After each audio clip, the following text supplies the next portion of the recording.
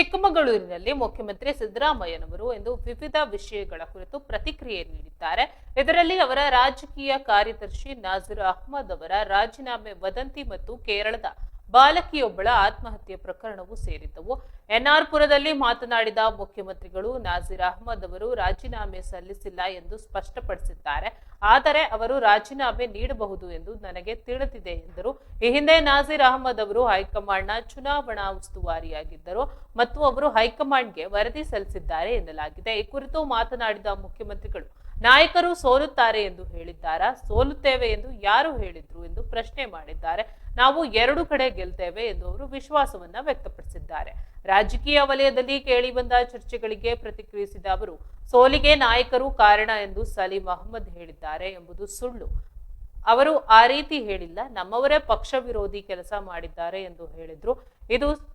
ಇದೇ ವೇಳೆ ಚಿಕ್ಕಮಗಳೂರಿನಲ್ಲಿ ಕೇರಳದ ಬಾಲಕಿಯೊಬ್ಬಳು ಆತ್ಮಹತ್ಯೆ ಮಾಡಿಕೊಂಡ ಘಟನೆಗೆ ಸಂಬಂಧಿಸಿದಂತೆ ಕರ್ನಾಟಕ ಪ್ರವಾಸಿ ತಾಣವಾಗಿ ಸುರಕ್ಷಿತವಲ್ಲ ಎಂದು ಕೇರಳದ ಮಾಧ್ಯಮಗಳ ಪ್ರಶ್ನೆಗಳನ್ನ ಎತ್ತಿವೆ. ಈ ಬಗ್ಗೆ ಪ್ರತಿಕ್ರಿಯಿಸಿದ ಮುಖ್ಯಮಂತ್ರಿಗಳು ಆ ಹುಡುಗಿ ಆತ್ಮಹತ್ಯೆ ಮಾಡಿಕೊಳ್ಳಲು ಕಾರಣವೇನು ಎಂದು ನನಗೆ ತಿಳಿದಿಲ್ಲ, ಎಲ್ಲವನ್ನೂ ತನಿಖೆ ಮಾಡಬೇಕಾಗಿದೆ ಎಂದು ಅವರು ಹೇಳಿದ್ದಾರೆ. ಕರ್ನಾಟಕ ಸುರಕ್ಷಿತವಲ್ಲ ಎಂಬುದು ಸತ್ಯಕ್ಕೆ ದೂರವಾಗಿದೆ ಎಂದು ಹೇಳಿದ್ರು. ಮುಖ್ಯಮಂತ್ರಿಗಳು ವಿವಿಧ ಸಾರ್ವಜನಿಕ ಸಭೆಗಳಲ್ಲಿ ಭಾಗವಹಿಸಲು ಚಿಕ್ಕಮಗಳೂರಿಗೆ ಭೇಟಿ ನೀಡಿದ್ರು. ಈ ಸಂದರ್ಭದಲ್ಲಿ ಅವರು ಸರ್ಕಾರದ ಯೋಜನೆಗಳು ಮತ್ತು ಅಭಿವೃದ್ಧಿ ಕಾರ್ಯಕ್ರಮಗಳ ಬಗ್ಗೆ ಮಾತನಾಡಿದ್ರು. ಸ್ಥಳೀಯ ನಾಯಕರೊಂದಿಗೆ ಸಮಾಲೋಚನೆ ನಡೆಸಿದ್ರು ಮತ್ತು ಸಾರ್ವಜನಿಕರ ಕುಂದುಕೊರತೆಗಳನ್ನ ಆಲಿಸಿದ್ದಾರೆ.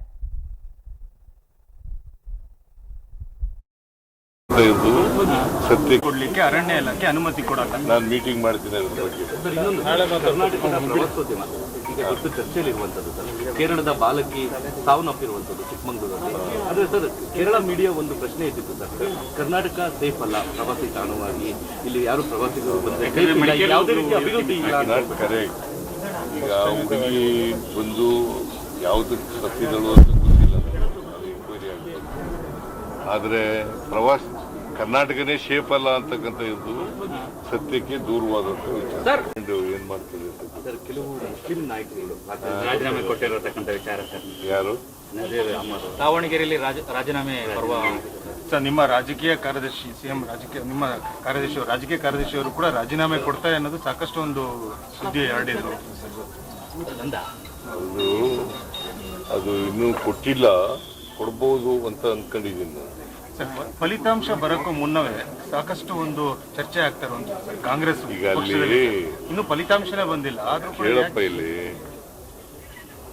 ಹೈಕಮಾಂಡ್ ನಿಂದ ಸೆಕ್ರೆಟರಿ ಇನ್ಚಾರ್ಜ್ ಇದ್ರು. ಅಲ್ಲಿ ಇನ್ಚಾರ್ಜ್ ಅಲ್ಲಿ ದಾವಣಗೆರೆ ಬೈ ಎಲೆಕ್ಷನ್, ಅವರು ರಿಪೋರ್ಟ್ ಮೇಲೆ ಕ್ರಮ ತಗೋತಾ ಇದ್ದಾರೆ.